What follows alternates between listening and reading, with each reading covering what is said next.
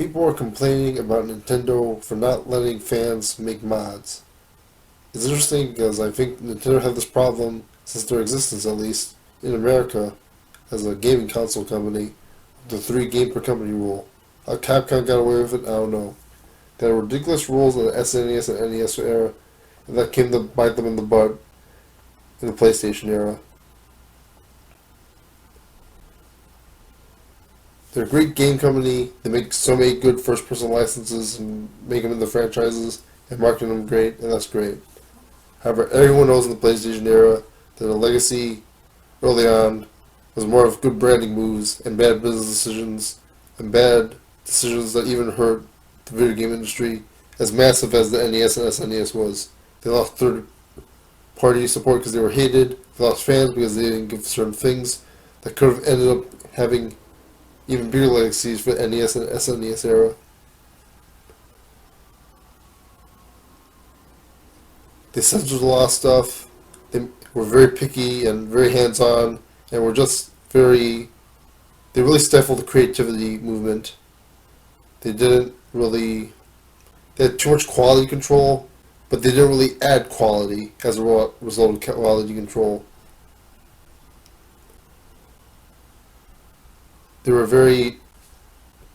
They had too much of a stranglehold of third parties in the first two generations of it, Nintendo, and that's why they aren't as good as they used to be.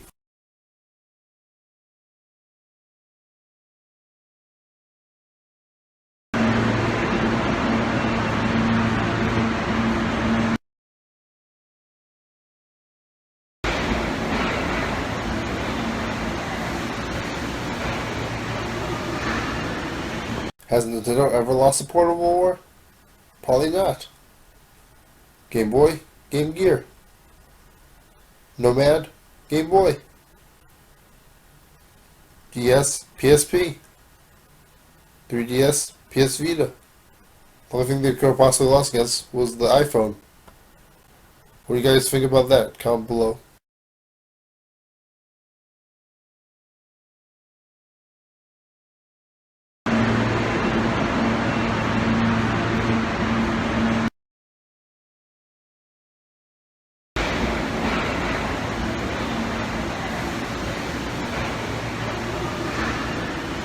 Happy 15th anniversary Nintendo GameCube. It's sort of sad. The Nintendo GameCube was sort of a weird console. I don't really like or want it. It's interesting because I like the PlayStation, and it was sort of Nintendo's PlayStation, not the Nintendo PlayStation. It was the first entry for Nintendo into the CD era, but they can do all these FMVs and stuff. And the CD era wasn't really that successful outside of the Wii. I really didn't like the GameCube, the PlayStation 2, and even the Xbox for that generation. They didn't really have much marketing towards me. It was right after the great generation of the Super Nintendo, ZNES, SNES, and 9X, PlayStation, Sega Saturn, and the Sega CD era, which I liked a lot. And trying to like the TurboGrafx as well. The main problem for them was that they still didn't have third-party business deals, which Sony and PlayStation were great at. And top of all of that, PlayStation 2 was doing well because it had DVD support. A lot of people bought it just for the DVD. It's a shame because like the power that Nintendo got with discs, with Nintendo games on them, could have been a really big success, but was never marketed towards that way.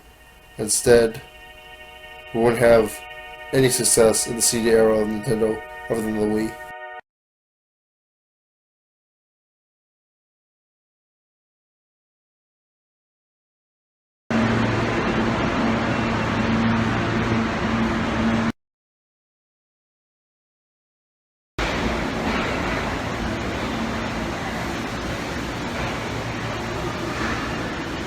So something that bothers me about the Super Nintendo and Genesis, the 16-bit main competition console wars, the adapters.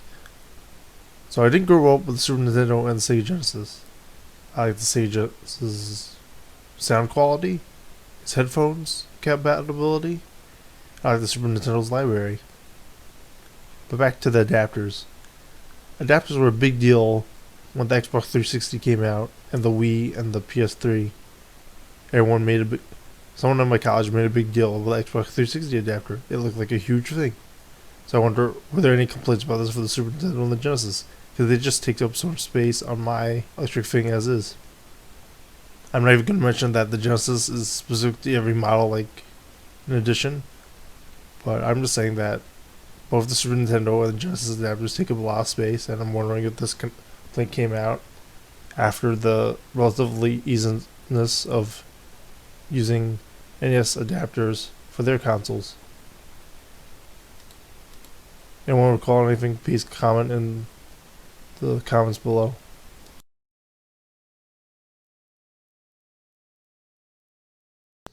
The NES Classic. So a while back, amiibos were selling like crazy. Limited releases or first releases were worth a lot of money. So Nintendo printed more. Nintendo in the Wii era ran out of Metroid Prime trilogies, Xenoblade Chronicles, and Kirby Return to Dreamlands, so they printed more. The Switch had a software release, but it later is expected to release 11 to 12 million the first year, and probably 110 million in its life cycle. So the NES Classic is running low on supply. People fought tooth and nail on early lines at retailers to buy this console.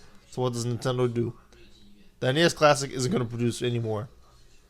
They probably wanted to concentrate on the Switch. More importantly, they wanted to keep their company hot and number one by trending on Google all the time by having so much demand for their product. How much will the SNES Classic cost? No idea. Their company is all about money. It's not about keeping their customers happy. It's not really a customer service company anyway.